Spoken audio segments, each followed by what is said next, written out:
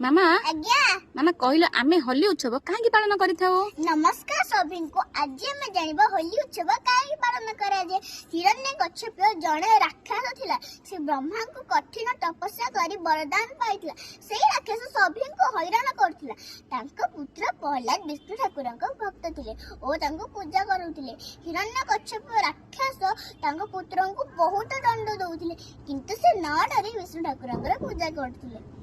यह देखी हिरण्यकश्यप तांको भौणी होलिका एक उपाय चिंता कले। होलिका और प्रहलाद अग्नि ऊपर बसिबे कारण होलिका पाखरे एक चमत्कार चादर थिला। ताहा घोड़ाई बसले होलिका किछि हबो नै।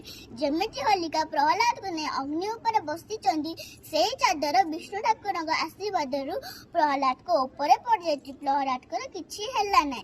होलिका अग्नि ऊपर मृत्यु ग्रहण हो गला।